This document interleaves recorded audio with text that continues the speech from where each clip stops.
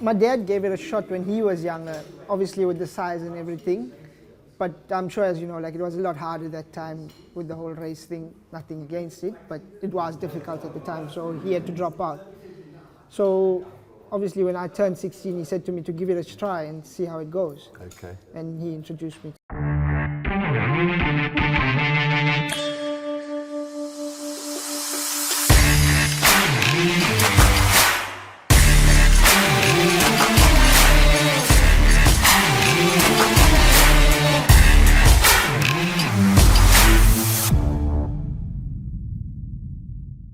Welcome to another edition of In the Box Seat podcast. Well, I don't want to be too harsh on my co-host, Andrew Harrison, because my oh my, since last night, the roads between Durban and Pietermaritzburg have been mayhem and accidents and inclement weather. And he was in the car on the way to meet us at Summerveld, but unfortunately the highway is absolutely gridlocked. So get home safely, Andrew. I'm not going to be too hard on you today. But it gives me great pleasure to welcome our guest, who's in hot form at the moment. He's certainly come onto the podcast at the right time. He's a young rider by the name of Nicholas Patel, likable young man. And we're going to learn a little bit more about him and what makes him tick, and also to wish him well on his recent successes. Nicholas, how are you? I'm all good, Muslim Fana. Thank you. And the question I always ask everybody, and people might say it's a stale introduction, but it really is the only introduction, because to really learn about how you found out about racing and what made you want to become a jockey, I asked the question, when and how did you hear about the horse jockey, the career? How did it all start for you, Nick? Well, my dad gave it a shot when he was younger, obviously with the size and everything. But I'm sure, as you know, like it was a lot harder that time with the whole race thing. Nothing against it, but it was difficult at the time, so he had to drop out. So obviously when I turned 16, he said to me to give it a try and see how it goes. Okay. And he introduced me to it. Okay, so your dad introduced you to the industry. Okay, that's fantastic. And while we're talking about your dad, your family, tell us about your family. Are you the only child? Have you got brothers and sisters? I've got a younger sister, 6 years younger than me. Okay, and how old are you? 28. 28. Okay, so she's just in her early 20s. And where is she based in Durban as well? She's recently got a job working on a ship. Okay. So she's touring around. The ship is called Wonders of the Sea. Okay. But at least she's out there, you know, she's doing something with that. Excellent. Okay, so it's you and your sister, and you have a close relationship? Fairly. Okay, fantastic. All right, so I just want to go straight to the point and talk about an impressive victory that you had the other day. You rode a horse called Miss Gibson, and I happened to have the privilege of interviewing you and Yogus and his owners. And you know, the horse had good form coming into the race. You had ridden Miss Gibson twice before, and it ran second and second. Is that right? Yes. Yes. And you were given the opportunity again by Mr. Govender and his patrons, and you duly obliged. You won on the horse. And as I said to Yogus and everybody there, it's just wonderful to see that loyalty paid off, because you know, in life in general, loyalty is hard to come by. Tell us about that race, and tell us about that scenario. And obviously you'd been working for Mr. Govender, and you know, did you say to him, come on Mr. Govender, keep me on, or tell us about it? Well, he was generally, like you say, it was very nice of him and the owners. I'm really grateful that they did keep me on the filly. And he told me prior, like 2 weeks earlier on, he's got a race for her and I must stick with her. Just come and keep working her and I can have the ride on her, which I did. In the lead up to the race, when you know, as I've just interviewed Mr. MJ Odendaal, who's close to your heart, and we'll talk about him just now, about one of his runners on the weekend. Adabar, in actual fact, who you know well, he said doesn't show much at work, but clearly shows a lot in the races. What was your thoughts in the lead up? Did you sort of, when working her, did she give you a good feel? Is she a good workhorse? And did you at one stage think, well, I'm going to go one better here? I really did fancy her, and I really did think she could win, because her work was well. She was well within herself. That whole week she was just, everything about her said to me that she'd win. The game's on, yeah. Yes. So, because it's so hard, Nick, and I try and explain to the public that it's not just a case of flicking a switch. You send a horse to the races, flick a switch and it wins. I mean, you've got to have good work in the lead up, or you've got to know your horse, and you've got to have a lot go in your favour, isn't it? Yes, look, you know, being in racing for a long time, every little thing that can go wrong, it can cost you the race. And thank God for her, everything went her way on the day. Then, not so long after that, because the statistic actually reads, as you were telling me, your last 4 rides have yielded 2 winners. I mean, so that's just fantastic. You rode a winner just yesterday, Give Me a Lullaby, again for Mr. Govender, and lightweight, good draw, won well. Yes, look, with her also, I asked Mr. Govender for the ride on her. He said to me, look, as long as you can work them, you can ride them. And I was fortunate that she came in with a lightweight, so I got the ride on her. I do know that, and I say it with the greatest respect, that there are some senior riders that haven't got the chance to ride as much work as they can due to travel. Yeah. So that we understand. But generally, are you of the opinion, you do the work, you get the ride? I mean, in life we can't expect anything for free.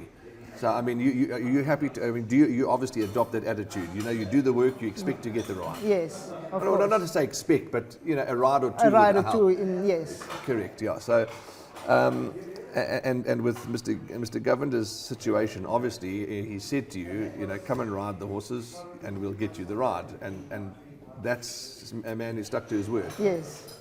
There must also come challenges, Nicholas. There must come challenges in life and in the industry. What are your challenges that you face? What's your biggest problem, or 1 or 2 of your biggest issues? Well, my biggest issue right now is getting rides, because like you say, you ride the work, you get the rides, and it's not always the case. Because, okay, I have nothing against it, but like, the nicest way I can say it is, I don't ride that much winners, so it's harder for trainers to put me on. Okay. I was fortunate in the event that Mr. Govender stuck by me. Yes, yes. And he was quite loyal to keep me on those 2 horses, or, well, give me the ride and give me a lullaby. So, yeah, one of my main challenges is getting rides, and hopefully with these 2 winners I can get a few more rides rolling in. Well, that's what I want to mention to you is they say a trainer's only as good as their last winner. And it stands for most of us in racing. The winners they say nobody remembers who runs second, but I disagree with that, because second, third, and fourth is important. But as you say, winners is where you guys do your marketing. So I'm sure that with these 2 winners and proven to the public and to the trainers and to the racing industry that you can do it, given the tools, the correct tools, it can only do you good, surely. Yeah, well, look, it's like you say, you're only as good as your last winner, and you obviously need the horses to ride the winners. Working with in the morning, and you've built up relationships, I'm sure, with other jockeys, and I know Billy's firmly part of the team with Mr. Govender, and you've got a lot of friends that you ride work with, and you get on with most. I mean, you're a likable young man.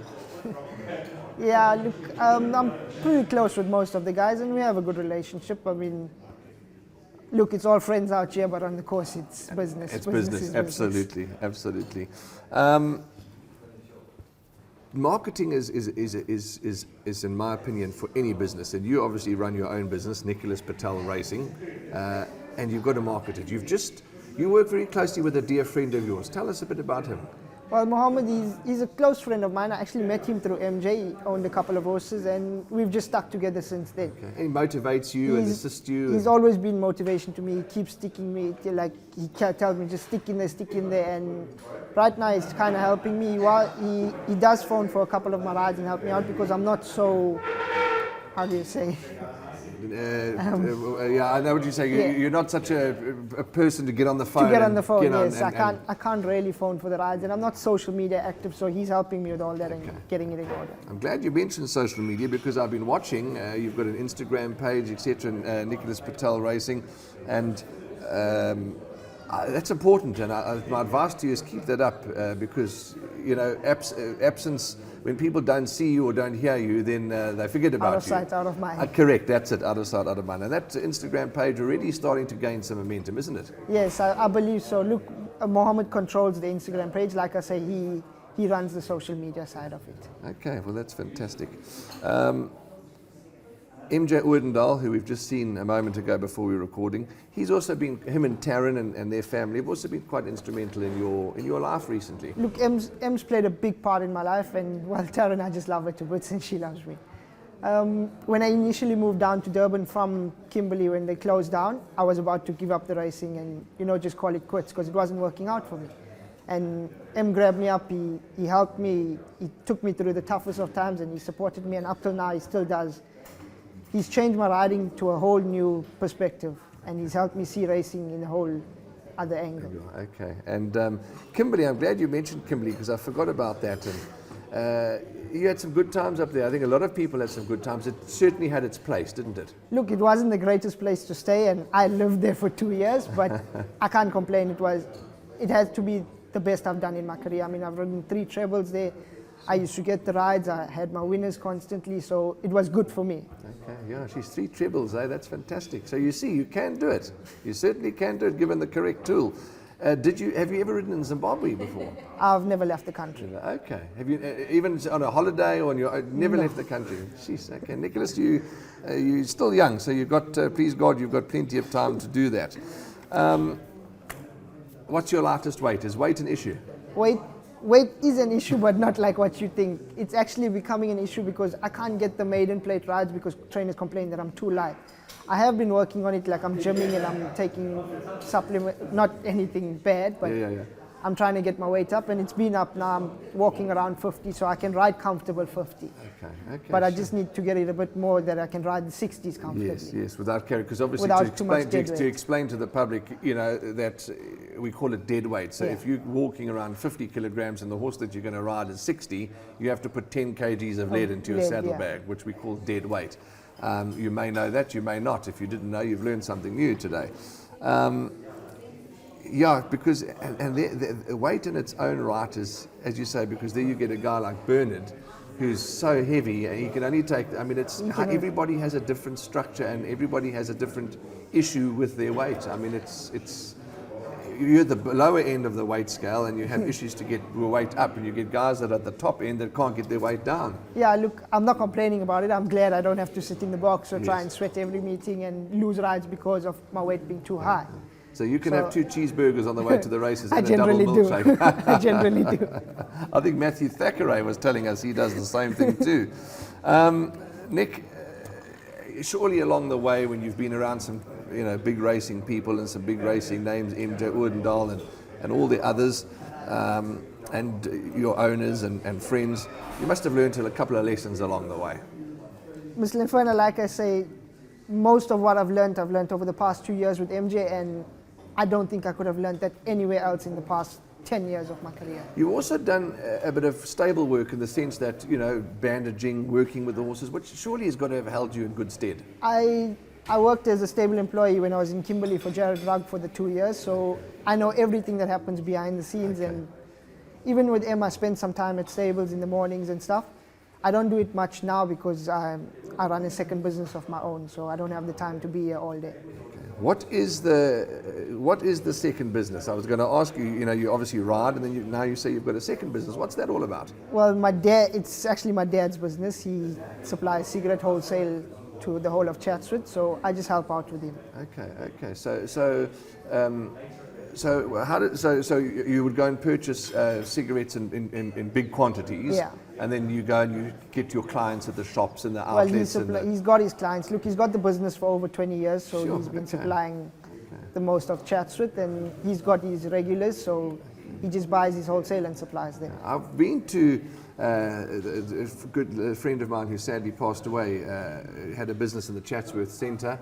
It's a lovely area. I mean, the Chatsworth Centre is outstanding. We went to a Hollywood function at one of the sports grounds just close to the Chatsworth Centre, and it is a lovely area. It certainly is. Look, it is a nice place. You've obviously got your crime everywhere and everything, but it is a nice place. I quite love it. Is that where home is, obviously? Is that where... Chatsworth, well, I live in Shallcross, which is basically the same place. Okay. Are you sponsored? And if not, are you looking? I'm not sponsored currently, and I've never been intrigued into looking for a sponsor because, like I say, I've never had the rides or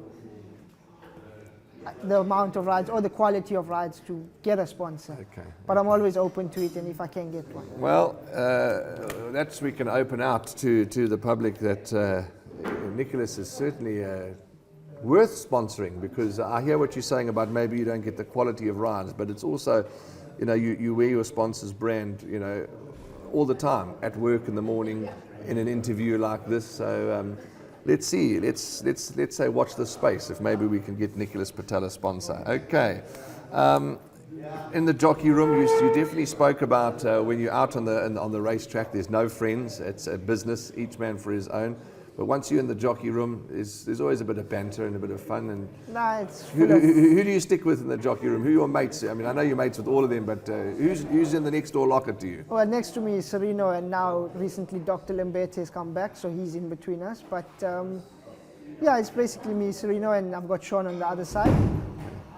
Jockey room's fun though, like you say, it's full of banter and kicks. Yes, and you know, of course, sometimes too, you know, if there's a bit of scrimmaging in a race or whatever, there's obviously always a bit of shouting and screaming, but it's always forgotten quickly. I mean, you guys, you know, you all respect one another's space. You may have a little discrepancy or a little argument, but you all get back to happy ways quickly. That's actually my favorite part. I love it when the jocks, you hear them fighting at the pull-up. You could just wait to come back in and hear what happens, but it's over by the next race. It's gone and forgotten. Nicholas, when you're in the pens, the starting stalls, because there's so many different important areas in the race, etc., the draw, but the pens, when you're in the pens, what's going through your mind? I mean, you know, what are you thinking when you're in the starting stalls? It's funny you asked me. I've actually been battling for a while, like me myself. I've been nervous. It's been like my first rides all over again. Okay. But I'm not nervous because I'm scared. I'm nervous because I feel like I'm in this place where I'm trying to prove, you know, I'm keep trying to prove on every horse that I ride. And I've stopped it over the past while. Actually, now that you ask us, I spoke to Sereno about it. And he said to me, look, he also went through it, and the best thing I can do is just forget about it and relax. And I've been doing it, and as you can see, the results paid off. Yeah, absolutely. And also too, I think with everybody, as Nick is the confidence, you know, and the more, for argument's sake, you know, when I started doing interviews and television production, I would also be nervous. Grab hold of the microphone and you're nervous, not because you're scared, but you're nervous. You get butterflies, yes. you know, and the more you do it, you just become just more becomes natural. more natural, Correct. yeah. And yeah, so my advice to you is keep up and be, you know, confident in yourself. And as you say, and as we say, winners help, you know, and good rides. And even if you know, I've often said to people, look at me, you know, if a jock comes past and he's run third or something, I say, hey, that was a great ride. You know, and they think, well, I didn't win, but, you know, you can still, you know, maybe the horse ran 10th first, you know, and then it's now come and run third, and it's an improvement. It can also be a good ride. Yes, yeah. You know, you don't have to always win for it to be a good ride. What are your plans? What are you wanting to achieve now going forward? We're talking today on a Thursday. I mean, your what's the word? Not long-term, your short-term goals. What do you want to achieve now? What do you want to do? Well, look, my past 2 seasons in Durban hasn't been that great. I think I've had like 7 winners every season or something. So I'm off to a good start here. So yes. Let's see if I can bet it. I think if you ask me, my short-term goal would be to chase 20 winners this season. Okay, that's fantastic. And do you have a set routine in the mornings? Do you have a set routine, or do you try and do you ride regularly for the same trainers, or do you mix and match? Currently now I'm just freelancing. Like I say, you know, M played a big part, but I'm not like full time with him, so I'm trying to get around, and I ride anywhere I can and anywhere I can possibly get a ride. Obviously now I'm showing a bit of more face by Yogas because I'm getting a lot of rides there, but other than that, I'm everywhere and anywhere. Okay. No hobbies? You don't have any sports interests, or? Not really, no. Not really. Not even soccer. Nothing. I can play the sport, but I won't watch it. Okay, interesting. And yeah, that's interesting because I don't know too much about soccer and rugby and all the rest of it. So we're racing people. Anything to do with horses and racing, you're there. Yeah. Okay. If you haven't got a ride at a meeting, would you? I know you've got a second job, but you'll always keep track of the racing, watch, and look, I always do watch the racing. It's nice to keep up, and at least look, now I can show a bit more initiative and everything, because now I'd want to watch racing to follow up horses to know what rides to try and get. Sure. Okay, all right. Nick, yeah, it's been lovely just to chat to you and find out about, as I said, what makes you tick. And I always like to ask the fun question: if I had to take you out for dinner, seeing you haven't got any issues with your weight, what's your favorite meal? Steak. Steak, you're a steak man. Okay. And we know that the Indian cuisine is, in my opinion, probably one of the best cuisine. I was born and bred in Stanger, up the north coast, so I know the Indian community well.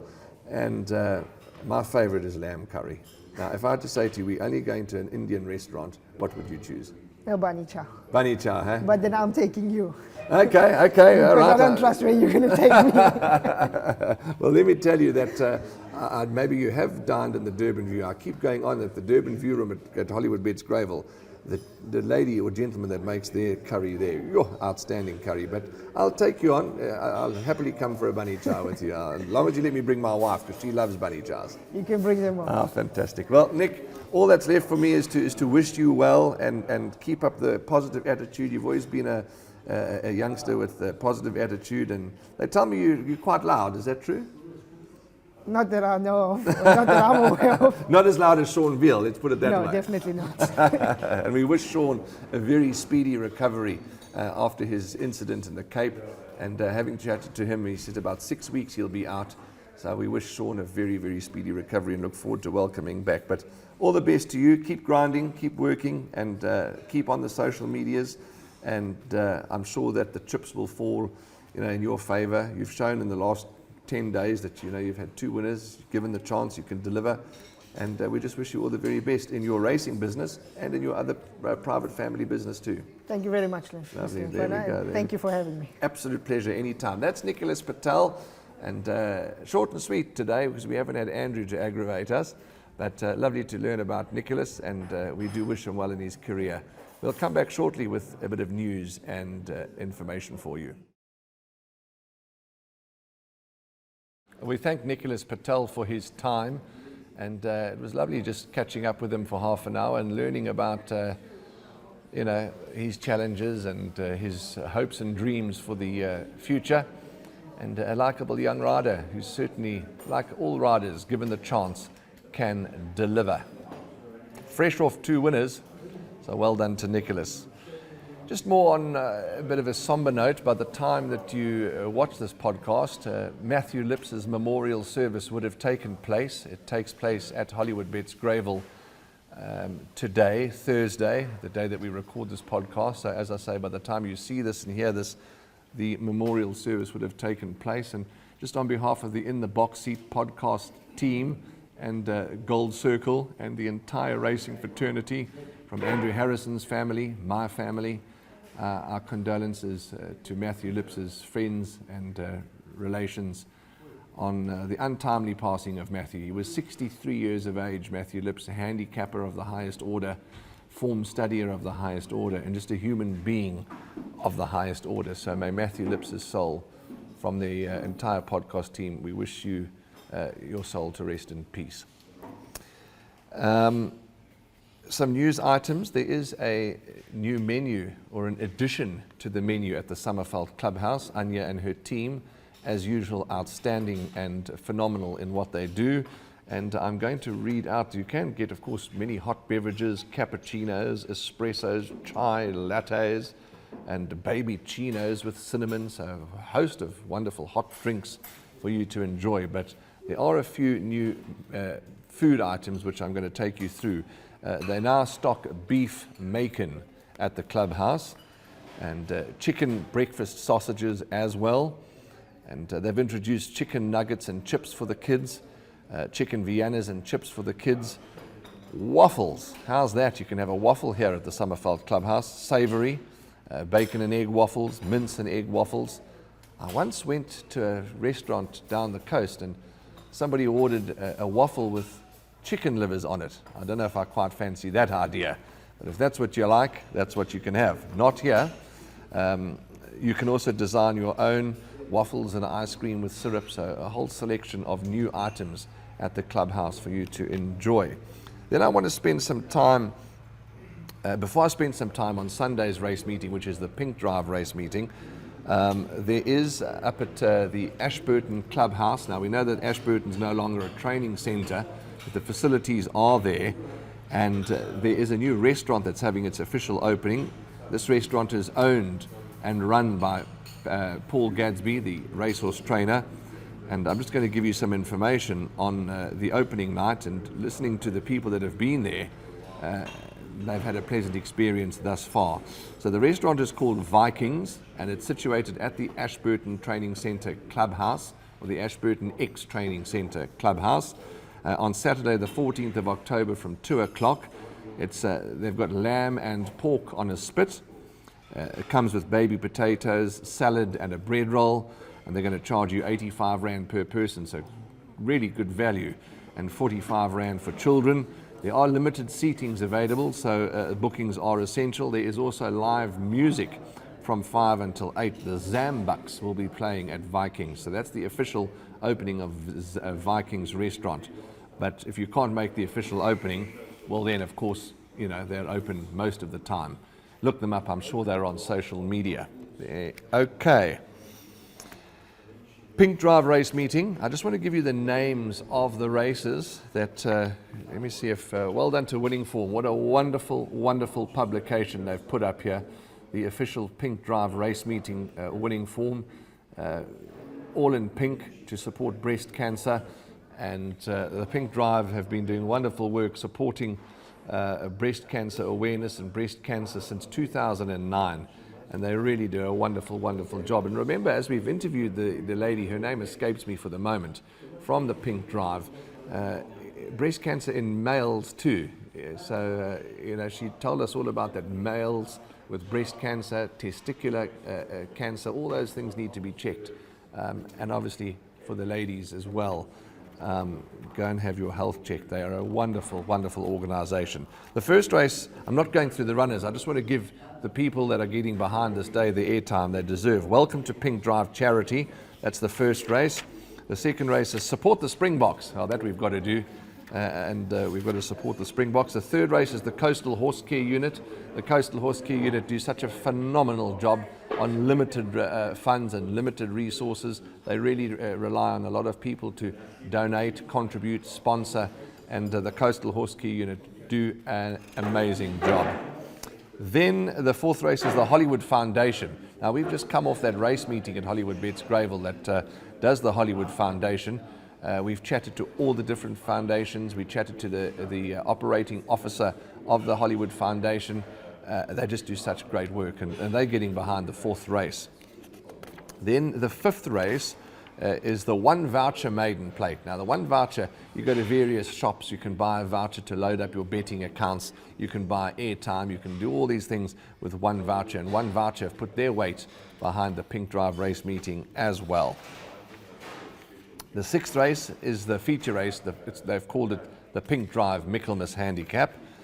And then the seventh race. Is the World Sports Betting Merit Rated 88 Handicap. And they too, World Sports Betting, along with all our other very generous sponsors and generous bookmakers, get behind race meetings like this. They get behind a lot of race meetings, and World Sports Betting, Warren Tannis, Stephen Karam, and all their team that do such a wonderful job and are happy to put their hands in their pockets for sponsorship. And World Sports Betting, part of so many races and race meetings around the country. We thank them for their contribution. We thank them for their sponsorship. They've always got specials running on their website, spin and win, lots of exciting things. So thank you very much to World Sports Betting for their contribution. Then we move on to the eighth race, which is the Track and Ball Gaming 67 Handicap. And of course Track and Ball 2, they have an online platform, as do World Sports Betting, and offer all the various bets, all the different sports, competitions, promotions as well. So we thank Track and Ball for their contribution to the Pink Drive race meeting. So that is all the race names, those that have got behind the race day.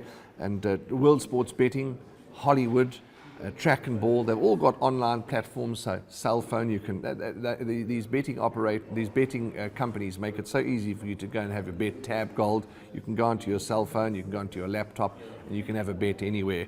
All these sites, Hollywood, World Sports Betting, Track and Ball, Tab Gold, all of them are so user-friendly, and they offer some wonderful promotions too. So to everybody that's contributed towards this day, thank you. Talking about the various bookmakers, Hollywood, of course, have got the continuous Punters Challenge, and we've seen people win big money in the past with the Punters Challenge. So it's a free bet, it's a free competition. Go onto your Hollywood site and click on Punters Challenge, enter your selections, and stand yourself a chance of winning some big cash. Of course, plenty betting action with the soccer. There's Rugby World Cup going on. There's horse racing all over the world on a daily basis. So plenty betting opportunities, plenty soccer bets to be taken. And let's not forget the greyhound racing as well. I had a look at that greyhound racing the other day, and really exciting, really fun, and money can be made with greyhound racing as well. So get your bets on, and we wish you all the very best. That's really a wrap from us. We're a little rushed today because we need to head back to headquarters to go and prepare for the memorial service of Matthew Lips, and his memories will always live with us. From all of us here at the In the Box Seat podcast, I hope that Andrew's got home safely and off the wet roads. From the entire team behind the scenes, we thank them for their hard work. Be safe, be nice. We'll see you as always on Sunday at the Pink Drive race meeting at Hollywood Bets Gravel, where we are on the turf. We'll see you there, and we'll see you in the number 1 box.